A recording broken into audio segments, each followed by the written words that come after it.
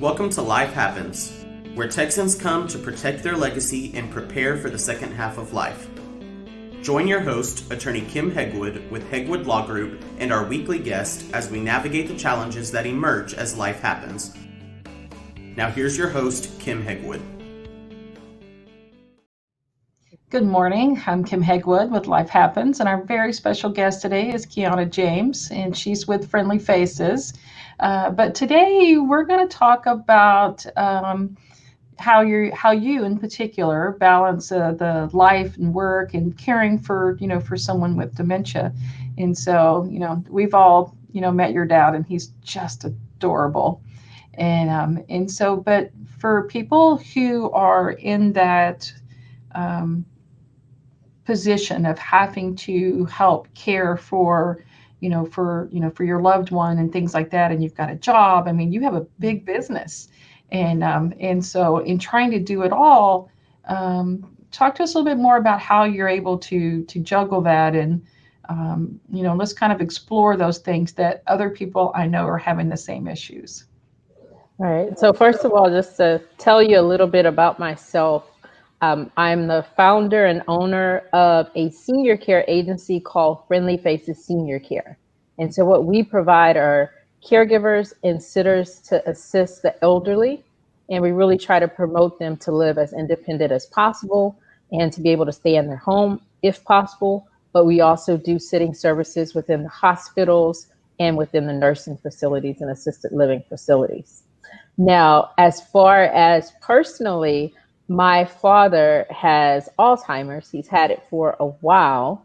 He will be 90 next month in February. So, oh wow, he is still holding on. He does have later stage Alzheimer's.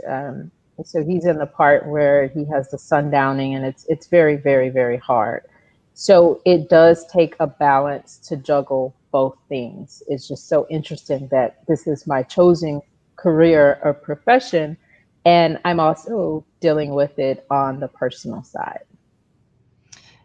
Do you think your chosen career had something to do with your dad, or did it kind of just happen chance of, oh my gosh, this is what I love to do and wanted to do, and then find out that dad had the diagnosis later? So definitely had to do with him, and even more so with my grandmother. So I like to say I kind of fell into senior care, and then after I got into senior care, I was like, this really makes sense. But my mom was a family caregiver, and she did it professionally. She worked professionally part-time for an agency, taking care of the elderly, but she did it full-time for my grandmother. My grandmother lived to be 91. We called her Mama Doll. And she lived at home with my mom. My mom took care of her. And then my mom started doing it all over again with my father. He had Alzheimer's much longer than we realized it. And once he got the diagnosis, it's kind of like the big picture. This all makes sense. Like, we couldn't understand it. And back then I didn't understand a lot about Alzheimer's and dementia. We couldn't really understand why he was doing the wacky things he was doing. We thought it was just part of his personality.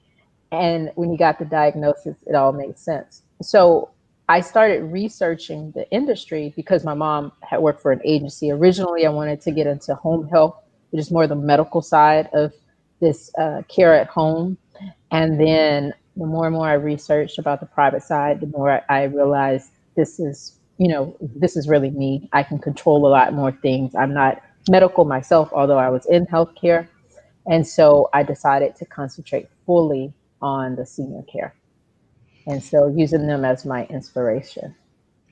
So I want to back up just a minute, because a lot of people don't realize that their loved one has a problem. You said y'all didn't realize it first because he was doing some wacky things. I think that's a term you used. So can you tell us, if you don't mind, a few things that he was doing that you thought, well, that's kind of weird, but it didn't cross your mind that it could have been something more serious? I mean, what were some of the early signs that you missed, I guess I should say? Yeah. So, and my father's case was a special case because he's always had like bipolar and chemical imbalance. So there was always things that he would do that were kind of wacky. So we just thought it was a continuation of that. But what really, there's two things in particular that really stood out that was not the norm for his personality. One was he started giving money away. And when I say money, he gave a lot of money away. So somehow he got on these lists. And I know that they only look for a 1% return for seniors, but he got on these lists and they would send him these things. And the average person would read it and say, this has to be a scam, even though it was new and, it wasn't something that, we as Americans were used to getting. This is when it was just kind of getting started. He would look at those and he would fill out this coupon. Okay, well, if you send us $59 processing fee, we're going to give you $25,000. These type of things. So once he started with one, then he got on this list and he was getting them all the time.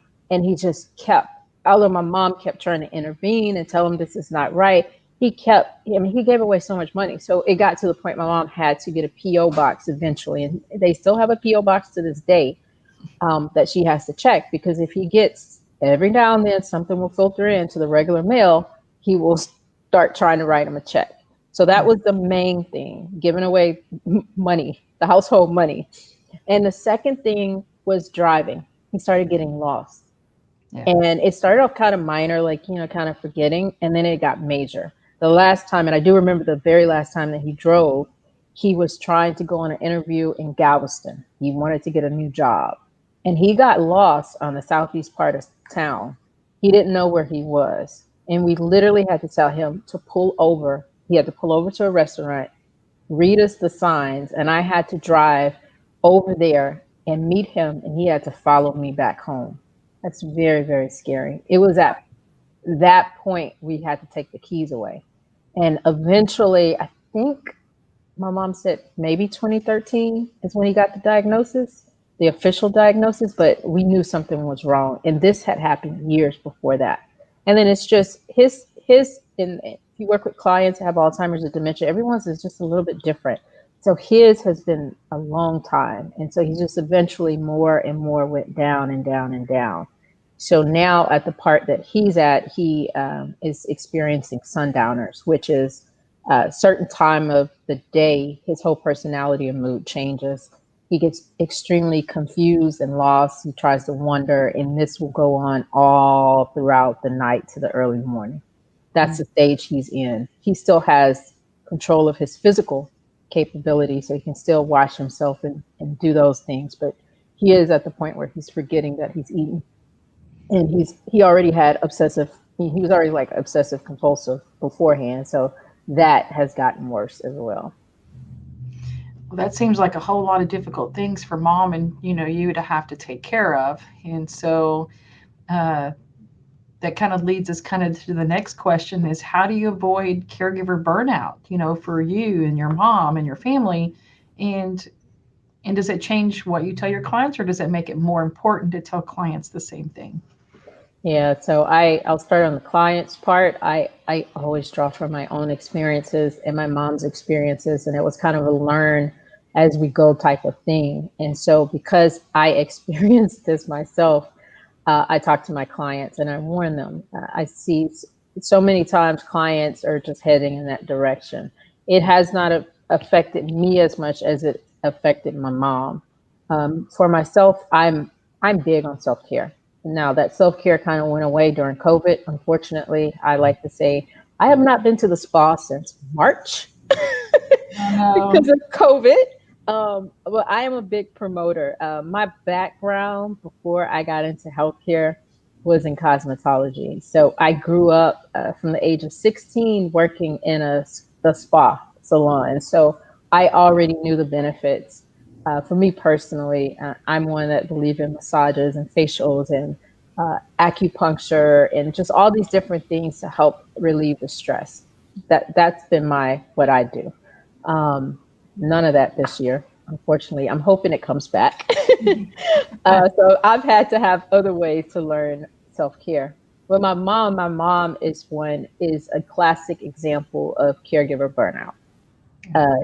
So I can speak on it for hours, but that is something that, when you have a loved one, like for myself, I can deal with my father. I can take him, it's okay, but he goes back home. He's not with me 24/7. When you're with that loved one 24/7, even when you understand and know that they have a problem and that's not really them, it will still affect you. So my mom is a very classic example of what caregiver burnout is. So, again, remember I tell you this has been over a number of years that's progressively gotten worse and gotten worse. And I tried to prepare my mom that it would get worse than what it already was. And it did. And we noticed they were out one day at a restaurant and my father had a fall.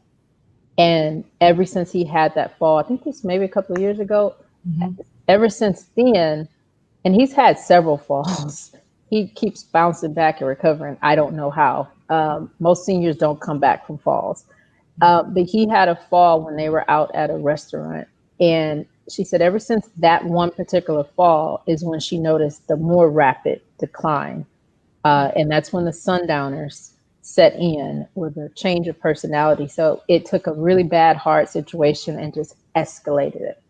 Yeah. And so if you look at my mom, you can tell by looking in her face, she doesn't get as much sleep. There's things that he does that irritates her. Me being the professional, I try to give my mom advice, but in many cases, I'm still her daughter. Stop telling me what to do.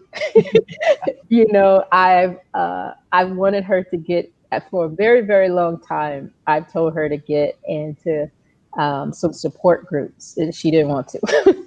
I think that would have been very, very beneficial. And so that's something that I when I talk to clients, I tell them get into a support group. I'm in Facebook groups. There's several Facebook groups that I'm in. And I mean, it's so helpful. You see what other people are going through. I mean, it's crazy. It's just some people just go in there just to vent. And for my mom, I think that's helpful for her, but she doesn't do that. So she will call me. So I talk to her whenever she calls me and she vents. Sometimes she's like, I'm sorry, I just had to tell somebody. And I'm like, it's okay, mom. just go ahead. But the thing with her is what I wish is that she would do more of my advice because we have tons of clients that have Alzheimer's and dementia, and there's things that work and things that don't. And in many cases, the way you handle a situation will escalate that situation, and nobody's going to win. So I always like to say, try to reduce your caregiver burnout. If there's not a problem, like if their safety is not in danger, let them do whatever it is they want to do. If he wants to wear mismatched socks or a mismatched shirt, y'all aren't going anywhere, you're just around the house, just let him wear it. It's the little nuances that my father does, and he does a lot of them, that really just like drives my mom crazy and insane. The other thing that really escalated the situation for mom was COVID-19. And I know a lot of families are having to deal with this. One, the stress of not knowing if you're going to get it. I have an adult brother that's around them. He goes out. So that's a potential for them. They had caregivers, that are coming into the house. That's a potential for them. Mom, she had to go out to different places. And even though I have her in PPE, I taught her how to wear everything properly. It's still a worry that you have. Am I going to get this? The other thing for us early on was over the last 2 or 3 years, my father's had several hospitalizations. Yeah. And so having him go in and out, and then I was just afraid that he would have to go in. And sure enough, an episode happened early on when coronavirus broke out and he had to go in. So those are all the different stresses that you're having to deal with that lead to caregiver burnout. So what you want to do as far as avoiding caregiver burnout is you want to take some time for yourself. Self-care, self-care, self-care. You have to make the time. So many times the main caregiver goes down before the person they're taking care of. I've seen this happen too many times. Yeah, I see this happening in my own family. My mom was recently diagnosed with stage 0 to stage 1 breast cancer, and she had to have a mastectomy. And this is something like she has no history of cancer related in her family. Nothing she would think, she could think of 1,000 different things she'd be worried about. Cancer is not one of them. Yeah. And I do believe, and even her oncologist said, he thinks it's the stress of the situation of what she's going through, especially this year of COVID. This was a stressful year. So dealing with all that stress, then all of a sudden, bam, you have cancer. Like, where does this come from? Those are the things that we see happen to those that are in these situations. So you want to get help. If there's family that can help you out, if you can hire a professional agency like a caregiving agency that can help you out.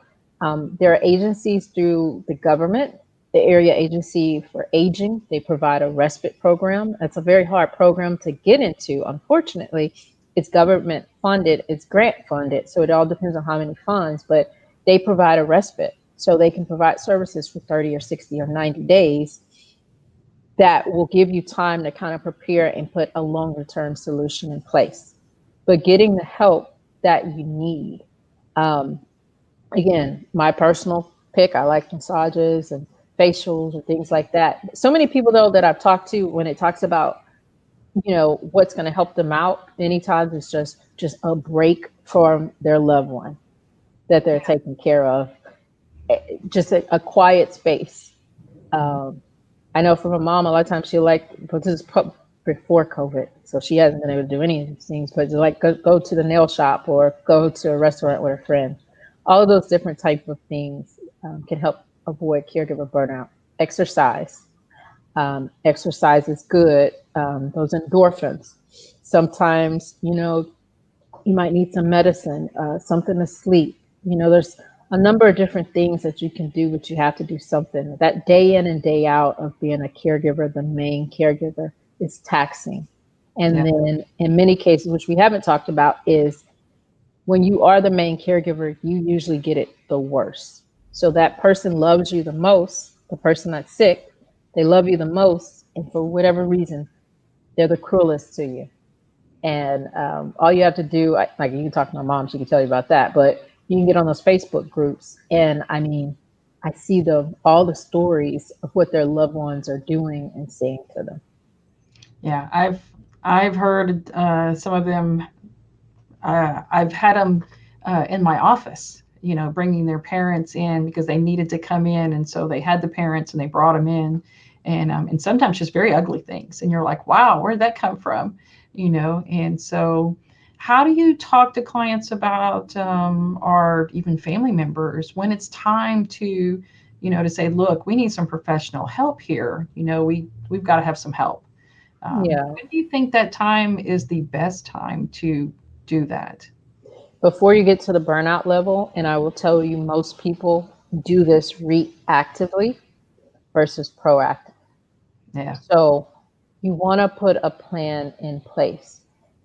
So we look at it kind of for a kind of different number of ways. So we work with spouses, and where one spouse has the diagnosis of Alzheimer's or dementia, or even some type of ailment that they have to take care of, and the other one doesn't. And they will keep trying to take care of them. Oh no, we don't need help. We don't need help. And then we look at it from the family side. Maybe it's one of the holidays, you're visiting mom and dad, or everybody comes together. That's usually a trigger point. This year, maybe not so much because not as many people came together. But a lot of times that's a trigger point where family members are looking like, oh, I didn't know this was going on with mom and dad.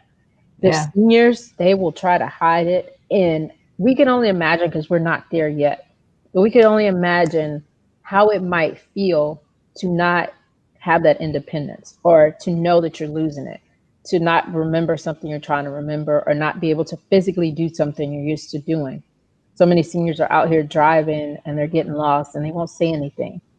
Yeah. We had a client where that client ended up at a hotel and was just sitting in the car in the hotel, and the hotel people found that client. That's how they became our client, because the state, had to get involved. But it was like 2 a.m. in the morning. The client couldn't get back home. That happens all the time.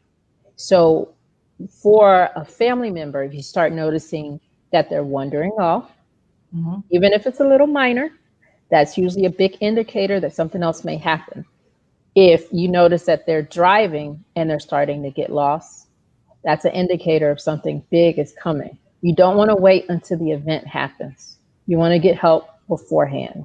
We have been in situations early on where my father has walked out, got on the bus, took the bus all the way downtown to the bus stop, to the bus wasn't going anywhere else. He had to get off the bus, walked all the way to the Heights, ended up in a Firestone station. And thankfully, he used to carry a little pad of numbers. He had my mama's number in a pad, and they called for help. Now, in the meantime, we got the police out, they're canvassing the neighborhood, they're doing all these things. That was one episode we had. We had another one when he was out of town early on, and my mom was literally, and this is before he got so advanced in the Alzheimer's. My mom was literally in the door next door at my aunt's room, the hotel door. Somehow he left out the hotel room and ended up down the hall in someone else's room who had I don't know why they accidentally left their door open. He was in their bed. But we had the police out, canvassing this is in Dallas, the whole area looking for him.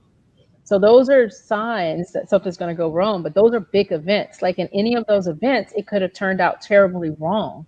You see this happen, and I know you do a lot of work with kids with autism, Kim. You see this happen with kids with autism, and you see this happen with seniors. So many times they may gravitate towards the water, and it's a bad ending. So you don't want to wait till an event like that happens. You want to get help early on. So when you first start noticing those signs, that's when you would have put a plan in place. And it's not just with someone that's having some type of cognitive impairment, it's physical impairment as well. Yeah. I unfortunately just had a client to die a couple of weeks ago. And this particular client lived independently. This client failed when they didn't have a caregiver 24/7. In my opinion, they needed someone with them 24/7. Even though they could still manage independently, what happened was that particular client had a fall in the bathroom, could not get up. It just so happened that our caregiver was in this particular independent building, was visiting another client, and said, "Oh, I'm just going to go check." Just so happened, wasn't in the normal routine. And our particular caregiver heard the client pretty much screaming from outside the door. Otherwise, that client would have been there all night. Yeah. That client broke their femur and did not recover. Yeah. And died. Situations like that can be preventable by having a good care plan in place. If you're noticing mom or dad has mobility issues, if they've had a fall, statistically, once they have that fall, even if they get injured or not, they will have another fall within the next 6 months. So you got to have a plan in place. You need to have some type of pendant, medical alert, if they're going to be at home by themselves. And not just any medical alert. One, it needs to be working. In this particular case, this client had one, but it wasn't working. So it's no good. And I always recommend the one that has a fall detection, because if they fall and they lose consciousness, or let's say they have a heart attack or a stroke, they're not going to know to push the button because they've lost consciousness. So there are detections, medical alerts that you can push. I mean, that if you fall, it will automatically alert and they will call for help. You can that's good, because I didn't even know those existed. So that's awesome. Yeah, most people don't. And it's very important. The other thing you can do is have like a lockbox outside of your loved one's home. So if you have that medical alert, it goes out. They can give that code to like the firemen or EMS, and they can go into the apartment and check on the loved one. I had another call from a family, and both the spouses were trying to take care of each other. Again, you need a plan in place, but they were trying to take care of each other. They both failed, and they were there a number of hours. The family doesn't even know how long they were there, because neither one of them could help each other out. One of them ended up dying, and the other one, needed full-time care. These are very sad situations. I know with my husband's grandmother, she lived up in New York, and she was, I don't even know how they found her. I don't know. They think she might have been there a number of days or whatever. They don't even know. But she ended up in the hospital, and then eventually she died. But this happens all the time with these seniors and them falling. So when you start noticing those little bitty signs, I beg my clients and urge them, and I can't tell them, make them do anything. Please put a plan in place then. Do not wait for a significant event to happen. This one fall for a senior could just knock them out completely, or it could mean that they have to go into a nursing home or be hospitalized. Put a plan in place when you first see signs. Yeah. Well, Qiana, that's great information. And I appreciate you coming on the show today and being so transparent about your own family. And so, because I think it's important when you're talking to clients and you're talking to other people, when you've lived it, it makes it easier for you to say, look, I'm living it. I've lived it. I think it makes it easier for us as being in those positions to talk to other people about it. And so anyway, if somebody wants to get in touch with you at Friendly Faces, it looks like it's friendlyfaces.com is the website. Is that correct? That's correct, yes. And the phone number is 281-302-4138? That's correct. Perfect. All right. Thanks, Qiana. It was so good to see you, and we'll talk soon. All righty. Bye-bye. Bye-bye. Thanks for tuning in to this week's episode of Life Happens with Kim Hegwood. Be sure to tune in every Thursday at 10 a.m. wherever you listen to your podcast as we navigate through the challenges that emerge as life happens. The content of this podcast does not establish an attorney-client relationship or constitute attorney-client privilege, legal, medical, financial, or any other professional advice.